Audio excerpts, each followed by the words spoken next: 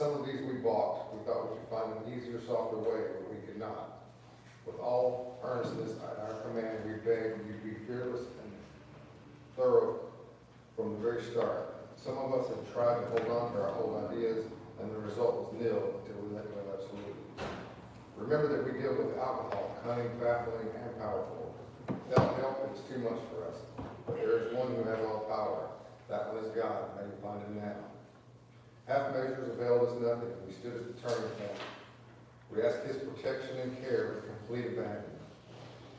Here are the steps we took, which are suggested as a program of recovery. One, we admitted we were powerless over alcohol, but our lives had become unmanageable. Two, came to believe that a power greater than ourselves could restore us to sanity. Three, made a decision to turn our will and our lives over to the care of God as we understood him. Four, made a searching and fearless moral inventory of ourselves. Five, admitted to God, ourselves, and another human being the exact nature of our wrongs. Six, were entirely ready to have God remove all these defects of character. Seven, humbly asked him to remove our shortcomings. Eight, made a list of all persons we had harmed and became willing to make amends to them all. 9, make direct amends to such people whenever possible, except to do what injured them or others. 10, continue to take personal inventory, and when we were wrong, promptly admitted it. 11, sought through prayer and meditation to improve our conscious contact with God as we understood him, praying only for knowledge of his will for us and the power to carry that out. 12, having had a spiritual awakening as a result of these steps, we tried to carry his message to alcoholics and to practice these principles in all our affairs. Many of us exclaimed, "What an order, I can't go through with it." Do not be discouraged. No one among us has been able to maintain anything like perfect adherence to these principles. We are not saints. The point is that we are willing to grow along spiritual lines. The principles that we have set down are guides to progress. We claim spiritual progress rather than spiritual perfection. Our description of the alcoholic, the chapter to the agnostic, and our personal adventures before and after made clear 3 pertinent ideas. A, that we were alcoholic and could not manage our own lives. B, that probably no human power could ever relieve us for our alcoholism. And C, that God could and would heal us all. Thank you, Marty. And we're going to read our promises. I'm Kathy Alcoholic. Okay. The promises.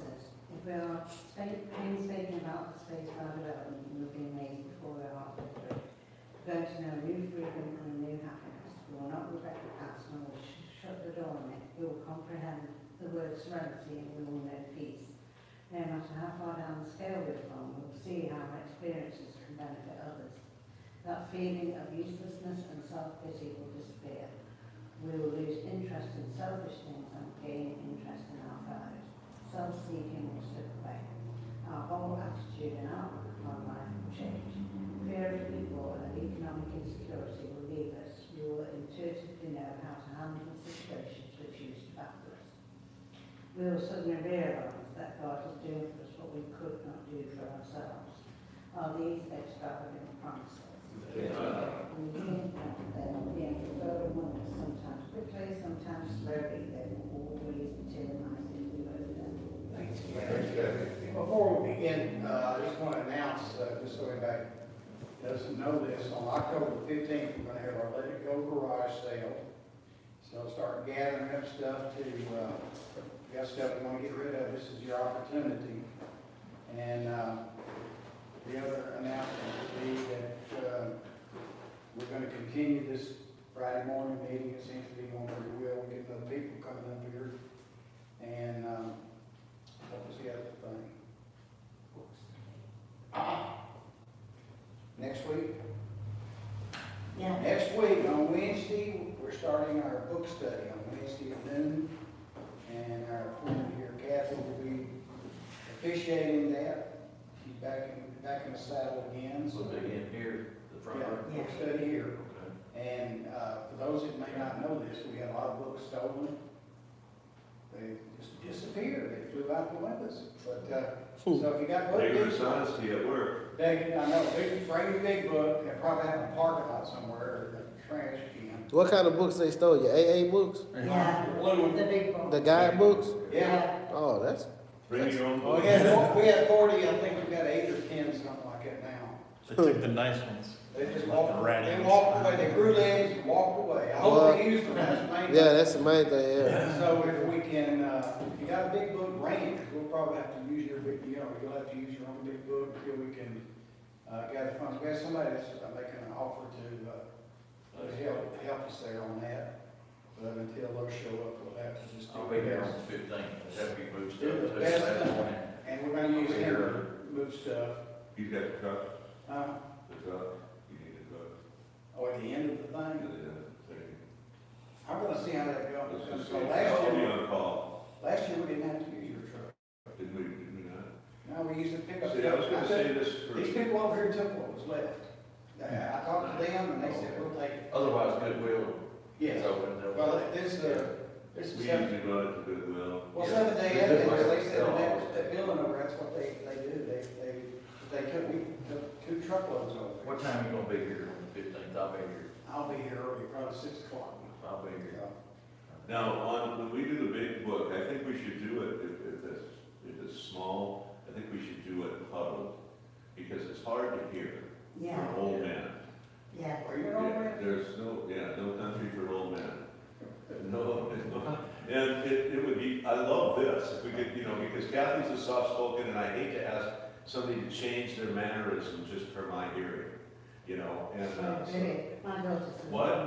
My daughter says I'm loud, she says, you're loud. Well, when she reads down because she's so used to reading to herself. I'm surprised with guns and rock and roll. But anyway, we'll address that on Wednesday. We'll figure that one Yeah, out. And then, but I like a little intimate group where we're not all scattered around the room, and it's so All cool. depends on how many human beings show up. Yeah, well, hopefully, we won't be able to get intimate, it'll be so damn. I hope. You want me to get a whole busload? So attract people in off the street. But anyway, that's what we're gonna be doing next Wednesday, and, come and join us, make the crowd big, we might have to use 2 tables. Right, you And, make it neat. with that being said, anybody have anything to be signed at this time, we'll take it up so we can get it done. Meeting's over, and, we can get on with our meeting, there you go. There you go, all right. We've got it all printed out and everything. Yeah, he's got it, And how long is this meeting? An hour? 5 minutes. 5 minutes? That's not. He's talking about that here, my ears are still ringing from that KISS concert. That was back in the 70s. That was a great idea. Let's get close to the speaker so we can hear it. I got a buddy on the road that told me, he says my ears ring so loud that everybody can hear them. I go in quiet ranges when I hear it.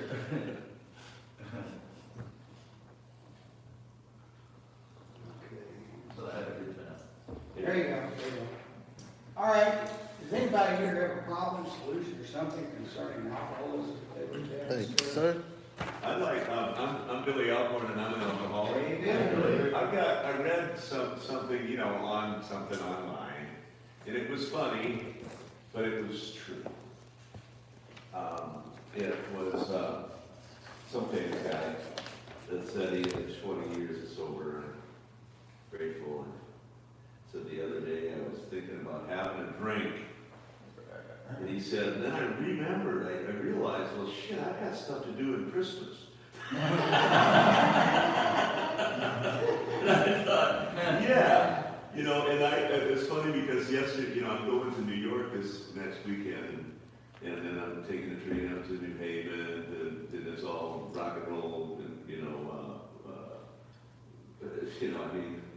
one of the largest rock stars on the planet, I'll be hanging out with one of the most notorious partiers, but he doesn't anymore. And anyway, I'm thinking, it'd be so nice to do the old school party again, and I remembered I had stuff to do on Christmas. Because it would go and go and go, and it's gonna be, just so much fun with it, with the eyes wide open, clear head, leave before the last person. How about that, Shane? And anyway, you know, I guess my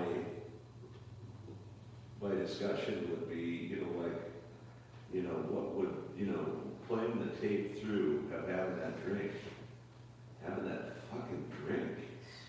I mean, and I can't imagine having a drink right now. But, you know, there's times when you're weaker, you know, that you think, oh, well, drink it, you know, just that fleeting thought. And then you play it to a full tape, and then it's like misery and depression. And starting over. Starting over, it's like getting a white chip. Do I want another white chip? I don't want another white chip. And I applaud anybody that comes and takes a white chip. That has nothing to do with them. It's like, you know, come and take that white chip. You know, do as I have done if you have to. I mean, it's like, I've slipped. I've had a long time in and then come and went back out. So I know it's doable. I planned my suicide. I went back out after 10 years in to the day. I was in Phoenix, Arizona. Took a shot of Jack Daniels, and I don't even like Jack Daniels. I never drank it when I was drinking. I was a rum drinker and a gin drinker, beer drinker. But yeah, so you know, I selected a poison that I hated the taste of. I know a lot of you people like Jack Daniels, but I hated it. I got sick on it when I was a kid, and I never ever could ever drink it. And I mean, don't get me wrong. At the end of the night, and there was nothing else to drink, fucking drink it. But you know, drink shaving lotion. I never got that one. But I hear stories of guys that would have to, on tour buses, would have to hide their shaving kit because a certain alcoholic on the bus would drink anything like that. And I had a friend in treatment that she requested her friends to bring her Final Net, and she drank that shit in treatment. She's not with us anymore. What is that? It's a hairspray. Oh. Yeah, it's like a pump hairspray. Oh. Final Net. She drunk hairspray? Yeah. Why? Get high? Final Net Colada. I was in the military, and we used to be restricted to our barracks, because we were strapped. In other words, we had to go back. We had to go out on a moment's notice and be somewhere, anywhere in the world within 24 hours. And when they put us on restriction, we had guys that would go get the high karate, Drink that? and they would take light bread, Yeah. 3 or 4 slices, and run it through the light bread and take out the protein and drink the residue. And I thought, man, that is crazy. But then again, I would go downtown with these Mexican guys who were in our outfit, and we'd go down to the bar downtown, and we'd drinking beer, and they'd pull out a can of lighter fluid, Sterno or lighter? lighter fluid, and would shoot it back in here and chase it with beer, and it was the benzodrine in there that was giving us that extra effect. And looking back on it, I think that is like crazy, because I could have died. Or go blind, that was one of the side effects, either go blind or die. And I used to think, well, I don't drink like that. When I got here, I was drinking Crown. And I pitied these poor drunks in these meetings, because they were probably living under a bridge, homeless, drinking out of a paper bag, cheap wine. And so I felt myself above the crowd. And then when I started reflecting back on my real history, and being honest about it, and I thought, damn, that was me. That was me. And I'm grateful I lived through that. And a few other drunks and a few other, that's the other thing. I always thought because I could drink like I did and I'd be the last one standing, that I had some superiority over other drinkers, because they just couldn't handle it. And today I look at it like, it's a damn thing. It didn't kill me. It could have, it could have gone real quick, you know. But I'm grateful that my Creator let me live so I could get here. And I'm most grateful for that. Yeah, that's it. Terry, alcoholic. Terry. I'm glad you brought this up. It's really important because this morning, I don't know why I think about this stuff, just out of the blue, I was thinking about, well, I'm going to AA meeting. And I then this thought come in my mind right away, and it's easier to stay sober than to try to get sober again. And I'm glad that message come to me, and that's what I'm getting out of this, you see, because I'm not bulletproof. So what, man? You know, I'm an alcoholic forever, you know. And I hate Jack Daniels too. I always hated it. It had that damn old twang, that sour mash shit. I didn't like it. And I didn't like Maker's Mark either. It had that twang to it. But I did like McCarty rum a lot. And I liked a beer that floated about and shit. So I really, when I think about the way I drank, it didn't make any sense at all. You know, I thought, to me, it was just my own way of drinking, just simply getting carried away. But every time I drank, I got carried away. Here's what happened to me for 4 years. I've been coming down here, that I always came to Serenity House. I was chairing meetings, making meetings, sponsoring people, trying to do all the right things.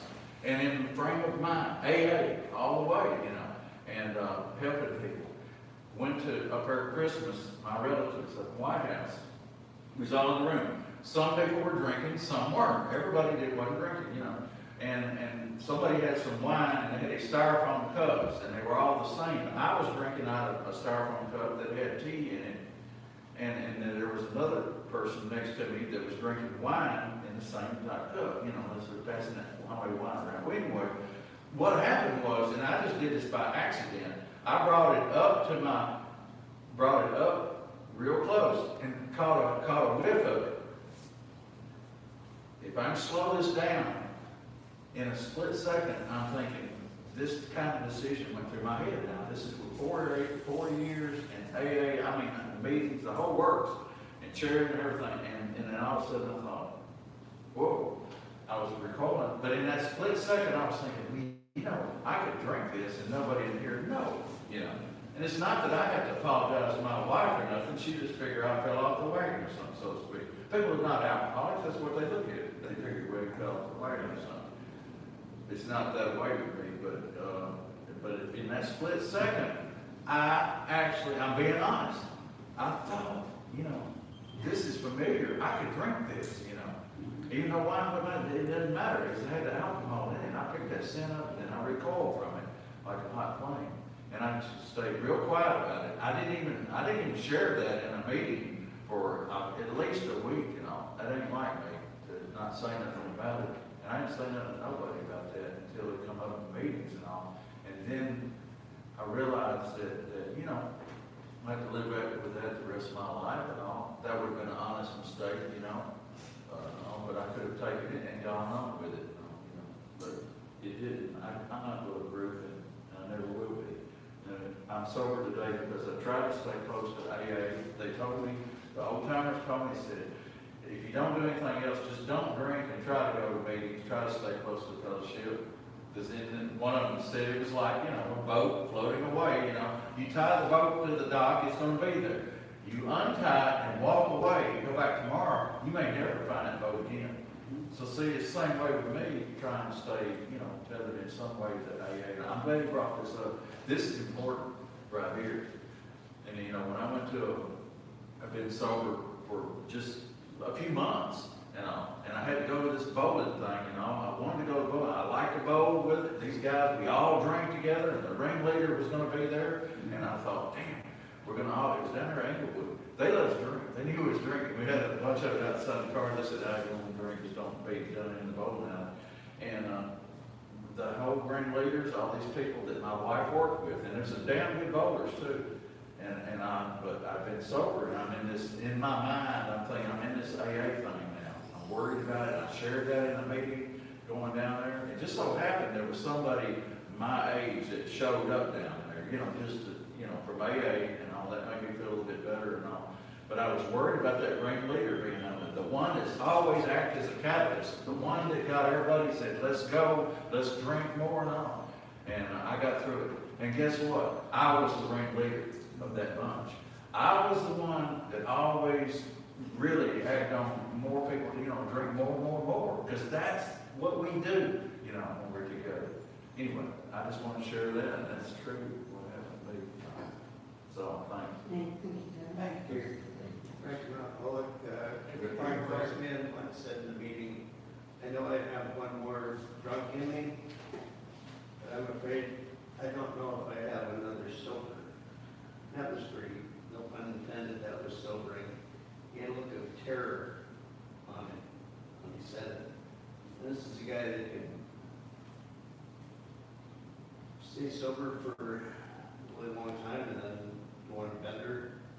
He was so immersed in, he had a job as a waiter, and he would bus in trays to the back, got all these partially filled glasses. Let me put that down the drain for him. It's a stressful night. One of the dishwashers didn't show up, so they squeal all the great reasons to have drink. Just fire all those down. But his support group was interesting. The other people at the restaurant. Some of this, sometimes this happened in the morning, and they would stuff him in the car and take him to an AA meeting at noon. Pretty much have to fight him to get him out. He proudly proclaimed throwing up in the rose bushes. I never asked which rose bushes. Well, back up on that a little. A friend of mine and I used to be in some of these rose bushes in the town of Auburn. When we carpooled together in the evening, we'd split up and had to go. We didn't feel like ringing Barbara's doorbell and having another and talk to her for an hour. So it was quick, one of the roses. And I was at my friend's service, and I brought that story up, and I said, you know, those roses did really well. So. They got fed well. Yeah, they got that well. Miracle Road. Anyway, thanks. Thanks. Thanks. I'm Kathy Alcohol. Kathy. Yes, this is also a great subject, topic.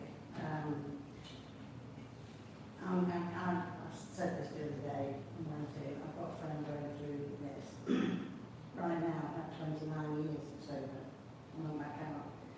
And the classic, tale, stop going to meetings. And I can do this, I can do this for 10 years. And, back in now, and, I've been to a few meetings with him, and I said to him, he does, like at the beginning, he says, any newcomers or anything, and he does announce himself, and he said, I have 29 years sober, and I cannot have been drinking for 5, and now I'm back. And,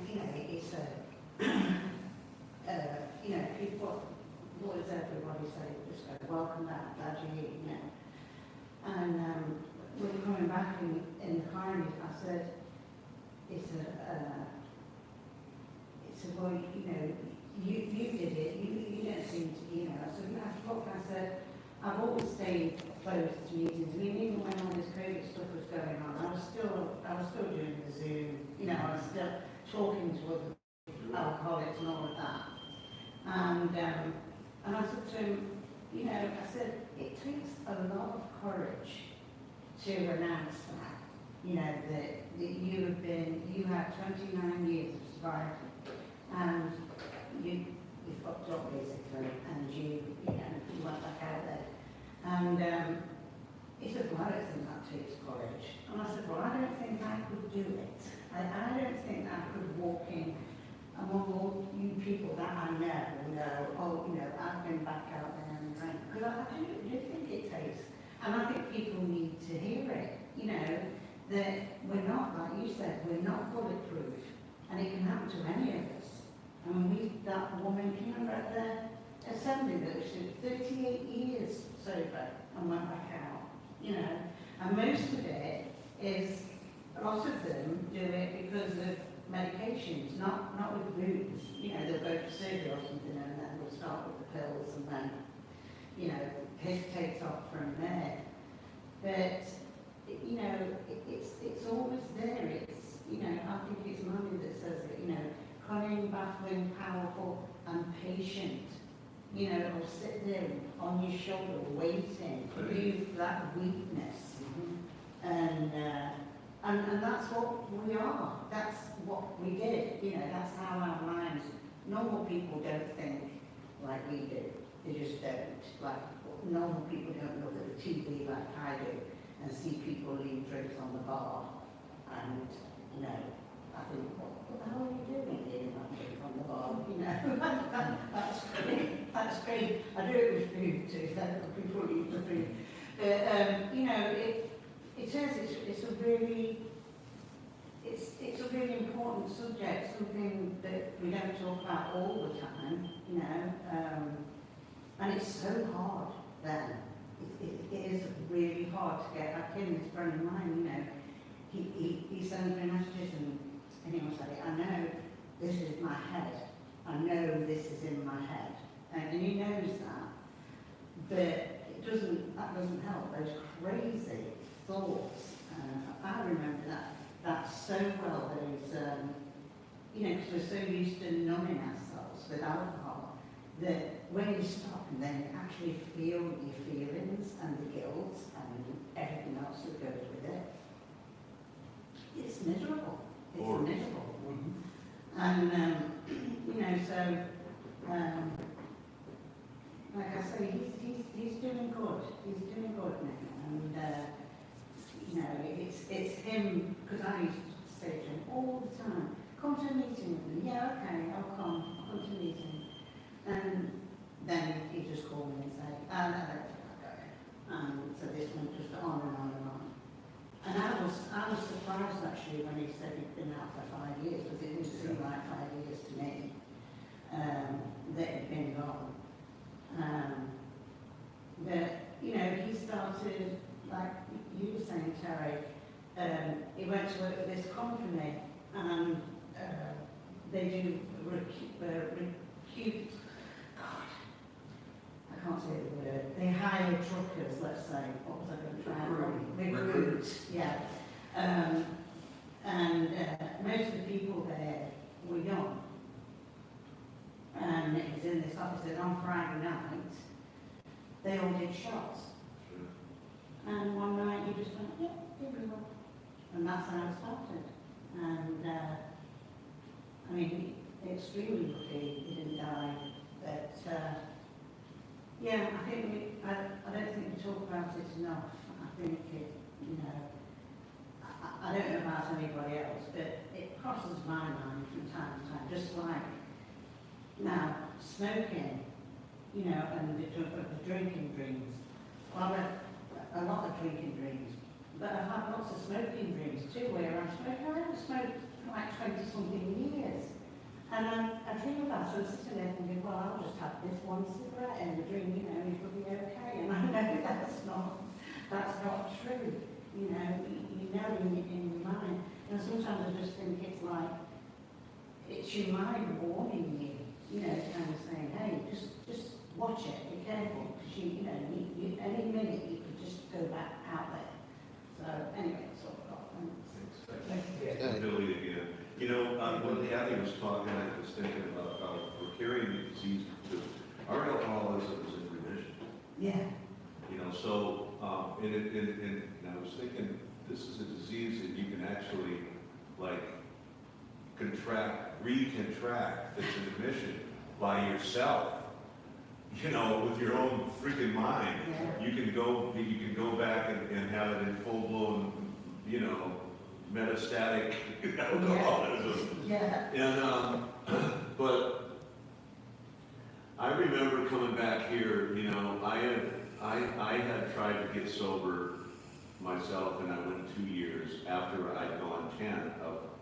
I went 10, and then I drank for 10 years, but I was on the road, and I couldn't drink like I wanted to drink. So my drinking was at a reasonable, dull roar. I never killed myself or never was, you know, like, but when I came off the road and I could drink whenever I wanted to, I drank all the time. And it was like just, you know, I just drank. I wasn't one of those wake up in the morning and take a shot of Yagi guys, but I was like, you know, I would have a drink by noon if I was home. And then, and I would leave my business early to go drink. And everybody knew it. But anyway, so then I decided to stop drinking and myself, because, you know, I'd already denounced AA. you know, just foolish, just so stupid, you know. How'd you stay sober for 10 years? AA? Hell no. It was all AA. It was stopping AA that got me drunk. And then it was like, but anyway, so then I thought I'd do it on my own. My brain was that AA wasn't the answer, so I would do it on my own. And then I went 2 years and plotted out. My friend was having a big soiree, and I said, and he was bringing wine from everywhere. And I was never a wine drinker, but I thought, I'm going to drink some wine. He was going, are you sure? I said, yeah. I'll see you on Saturday. So then I went there, and I did, and then it went a few more years. But I came back to here, and I talked about the story of sitting at the table back in the back room for the first time. Alan was there, you were there, Kathy. And I sat there, and somebody said, I was just, you know, just white knuckling.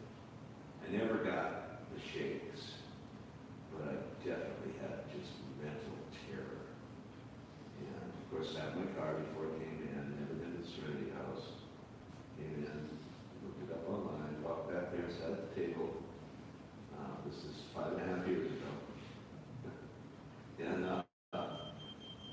And then somebody said,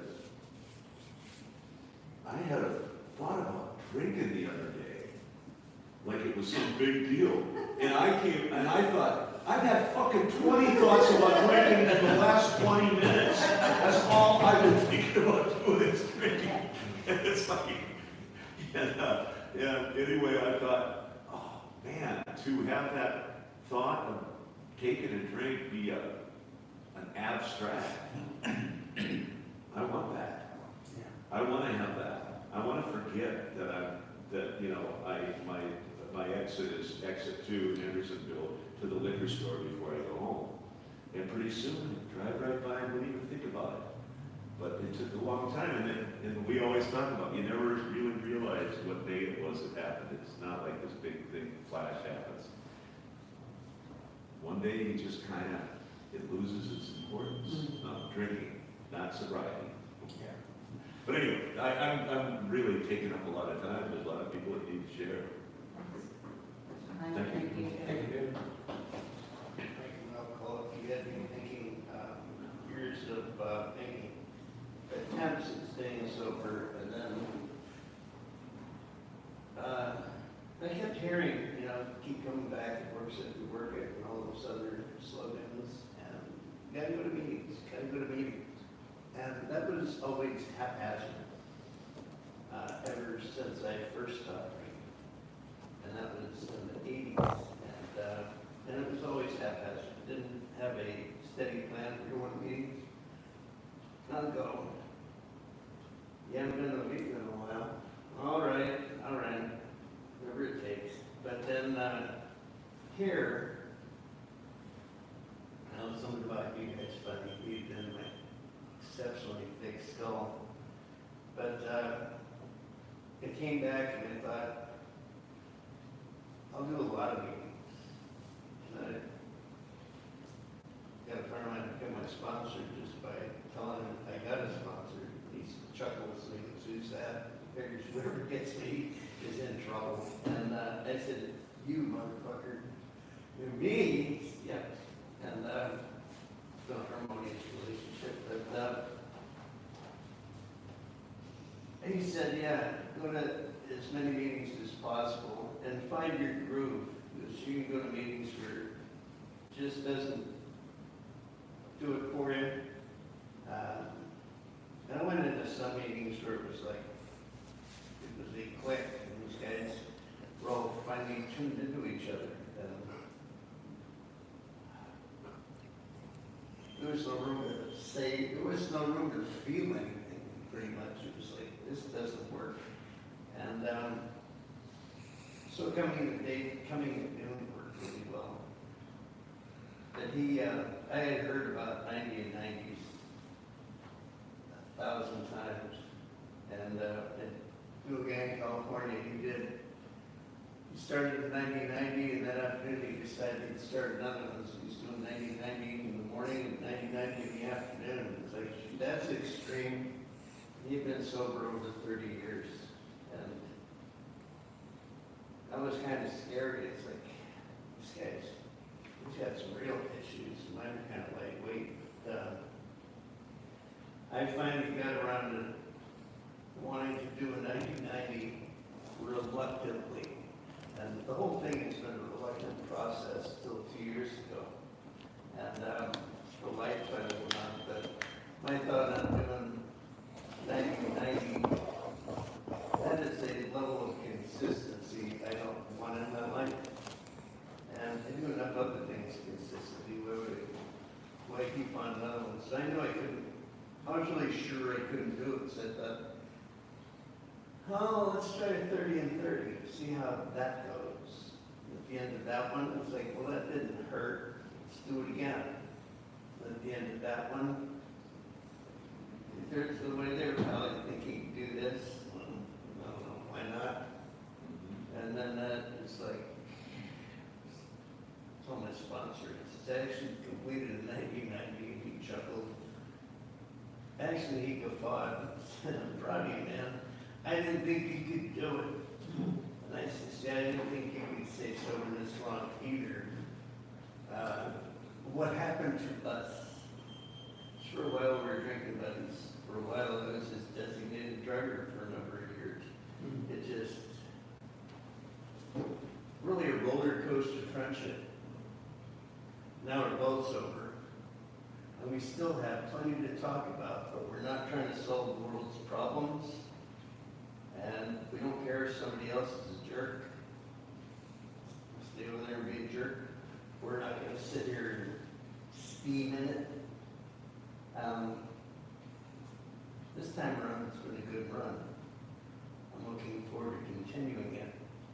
But I still know that that little insane character sitting on my shoulder, I call him John Barleycorn. My little guy is different. He's always there for me. He doesn't ask me if I'd like to have a drink. He says, I'm here for you if you want to, whatever you want to do, man. It's good. And go out and get plays. Next day I don't feel too good. Hey, John, what happened? I don't know, man. You were doing so good. I'm here for you. I feel terrible. I think you look kind of terrible. I wonder if I had a drink right now, if that would help. Well, John's saying, that is a good idea. John never says it's a bad idea. John is a great friend. Everything I do is right on the money. And we'll go for the race again. This time, well, John was, it's been a great run. He can control himself, I can't control myself. Grab the cork in the bottle and put it in the pantry and said, I tell you what I'll do, John. I'll stop by once in a while and I'll say hello, but we can't play. And John says, oh, okay, that's fine. John is so non-judgmental. And I haven't stopped by to say hi to John in quite a while. He might be dead for all I know. But I do know that he's in that cabinet just sitting there. I think I need that type of balance for myself. Can't just not have it around. I have to know it's available and that I can not indulge myself. It's, inside my head, it's kind of like Disneyland on LSD, so it's just kind of a different thing. Anyway, thanks. Thanks, Mark. Well, Thanks, Frank. You really good. Huh? Any of you boys got anything to share? Things Mike, I'm alcoholic. Yeah. Glad to be here. It's been a while since I've been able to get down here. I've had car troubles, but been doing good. Glad to be here. Attended a really cool meeting last night. First time in 12 days, and yes, the stress was getting to me of not going to meetings. I'll soon it'll go away after I went to my meeting last night. It didn't really go away, but I'm just saying the effects of being a solitary person weigh in on us a lot more than what we, I don't know what normal people do or whatever. I don't know. I'm not a normal person. I just know that my drinking is, yeah, fucks with me a lot. Mine happened, well, when I relapsed 3 years ago, or almost 3 years ago, I was at a grocery store and something just stupid happened, and the guy was like talking to me in the line, I could smell it. And it was the same beer I used to drink and everything, and it was like I got a case of the buckets that day. You know, scared the shit out of me. Real bad. And the next day I was in Serenity House and been there ever since. I'm just glad you guys are still here. I'm glad we made it. Thank you. Good to see you. Glad you're here. I'm glad you're here.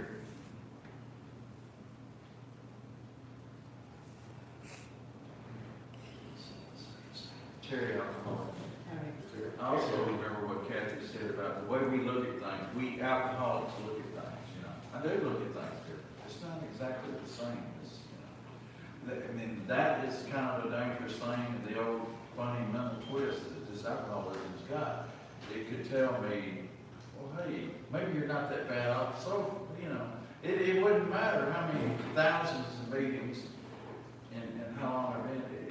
The mind would tell me, well, you know, maybe you could handle a little drink or so. Well, maybe it's not that bad. You know, maybe, you know, and then it's just like it says in the big book, you know, the man retires and all after years of not drinking, and out comes a bottle and everything, he falls to pieces quickly. This happened to my close friend in Madison. I saw that actually happen. His father had been sober for many years. He didn't go to AA, but he hadn't had a drink in like 30 years. His wife died. This man was financially steady, he was in good shape, and he hadn't had a drink in all 30 years. And then his wife died, and then he met this lady, and they went to the place dancing, and boom, he started drinking, and then within a year, he was dead. They found him dead on his kitchen floor. But before that happened, he went through 2 or 3 DUIs in a year. You know, so I know it's out there waiting for him. You know, when I first got sober, Ray D was my sponsor, and old guy. Dead for years, and first thing he told me when he started sponsoring, he said, get in the big book, start reading, and see how many places you can put yourself in that big book. Now, if I want to look at my own drinking behavior, the way I am, my drinking situation, here's the way I would look at it, being brutally honest. I seem to be suffering from terminal uniqueness combined with a lot of dumbass, you know, and that uniqueness, thinking. I thought, just like most of you newcomers, they're thinking, well, you know, they're talking about, okay, they got a solution here and all, and in the back of your mind, you may not even share it in the meeting. Well, will it work for me? Okay, it works for Fred, it works for Cindy, and all, but will it work for me? How do I know it will work for me? You know, prove it to me. You know, it's always the mind that's making. It's like I'm fighting that other part. So prove it to me that it will work. You know, I had to become convinced. It was alcohol that really got me convinced. That was a great persuader in the beginning. You know, I was sober under the lash, whipped. You know, I looked that up one time. Whipped by the alcohol, the damn horrible hangovers and all that shit. But I also knew, before I ever heard that phrase in the big book, that I had to be reminded of the misery. I thought to myself, something's going to have to make me remember. Because all those times I quit drinking, the first thing I do when I was trying to quit drinking on my own, I want to put that out of my mind. I'm going to go burn and get rid of those pictures of that wrecked car. I don't want none of that to remind me of the bad stuff that happened, see. And that was a big mistake right there. My sponsor told me in the beginning, he said, don't shut the door on the past. That's how I'm going to stay sober. I've got to remember. This morning, I swear, alcohol was nowhere on my mind. I didn't want to take a drink. I didn't even want to think about alcohol. But when I came in this room, it evoked all those memories, the bad things. It made me remember when he was sharing, all of y'all sharing. That's how important it is. What I'm trying to say, this camaraderie and all, this is critical to me staying sober. That's why I say meetings. If I go to a meeting and I don't get nothing out of it, that's my fault. That ain't their fault at the meeting and all. People are sharing from their heart. I need to listen. If I want to stay sober, I need to listen to what these people are staying sober doing and all. It don't matter I got 30, almost 31 years. That don't matter. And all. It's not about seniority. It's sobriety, you know. And this has been the most important change in my whole life, but what I'm trying to stress is so critically important. I have to stay close to the fellowship, even if it means talking to somebody on the telephone in the program. I get a lift from it, and it gets me past that part. Even in that first meeting, I remember real well in the first meeting, I spoke up right away and said, yeah, I don't know, I'm an alcoholic, but in my mind, I was thinking, well, I'm not quite as alcoholic as they are. I wasn't broke, and I was living under a bridge, actually, I had a pretty damn good job, I think that. But see, that's not what it was all about. It's not about the damn, what it cost me and all that shit, it's what it did to me, man. Do I wanna take it, do I wanna make that supreme sacrifice? Take it, the supreme sacrifice of dying early, but before I get to die early, I'm gonna bring a lot of suffering, misery around, a lot of people around, Maybe it'd be, maybe I was supposed to be found behind that dumpster on a snowy night, a body all frozen, and the cop saying the same thing. Well, here's another one, you should have, too bad he didn't get dealt. That's all real clear in my mind. But it was the lash of alcohol that got me here tonight. What keeps me here is every time I come to a meeting, and today's no exception, I will be made to remember. I'll evoke those memories from my mind, and it helps me. I'm one of those that never went to shrink, probably should have, but anyway, that uniqueness went out the window when I started seeing with my own eyes people who had gone further than me, and they've been sober, and they lived their whole lives, and even died sober. They never took a drink again. I thought, how in the hell they did it? That's all I've got. Thank you, All right, well, my name is Michael. I'm actually not an alcoholic. I have drunk before, but I'm addicted to marijuana. So that's my issue. And I had let it go for probably a good 2 years and started having issues with rest. Couldn't get any sleep. So I started smoking CBD. They got that now almost everywhere. Started smoking that, and then I said, you know what? This is not the same thing as the marijuana. And then I go and get the marijuana. And so now I'm here. And I'm glad I'm here because it's listening to you guys and hearing all y'all experiences, it just kind of shows me like, hey man, you need to straighten up. Because I was real close to starting back drinking. She used to be doing all kind of other drugs also, And lost my job and having to crawl back out of that hole. It's my first time, having to come into AA meetings and really don't know anything about it, but I just figured I'd speak since I'm sitting here. So that's my story. Awesome. Glad you're here. The day I got arrested at work, I was drinking on the job, and I had a very important job at the railroad. I was working at the bridge downtown. If I made a mistake, somebody would die. Mm-hmm. Also had a half-pound pot on me, which I had purchased for my own use. Because it got to that point, I was smoking at least a half pound a week. Because you got that kind of, I'm smoking a lot of joints a day. Yeah. Rolling and smoking. But the day that I quit drinking was the same day I quit drinking, smoking. Because I look at my addiction, and my addiction will take me places. Even though a lot of places now it's legal. It's funny, I could have gone to jail for 3 to 5 years for what I had in my possession. Mm-hmm. And that time was in the 90s. And I look back at it, now it's legal. I got friends that still smoke. The drug dealer I used to hang out with, he still smokes. But if he gets caught again, he's gonna go for 30 years. Because he's had 2 strikes already. I have a friend that got life for selling. He got 9 years in the Fed. Selling weed. Sorry, what did you, I forget what you said. But that's the thing about He got life for selling weed. Oh my God. But that's the thing about it. When I was getting high, I I thought, well, that's what I enjoyed, you know, it was my pleasure. I never smoked cigarettes. And I thought I was justified in that. But my understanding of addiction, and it's a 16th century word, and it means an unhealthy appetite. Mhm. I have an unhealthy appetite for a lot of things, food, you know, and other things, you know, and sometimes it can be work. Some people are addicted to their work.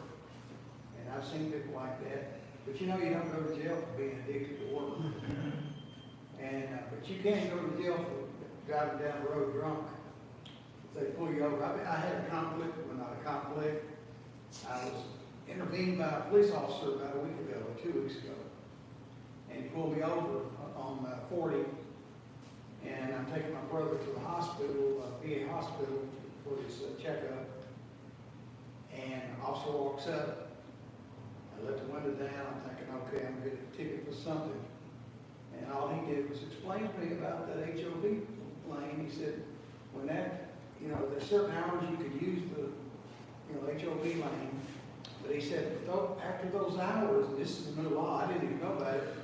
After those hours, those lanes are reserved for people that are passing.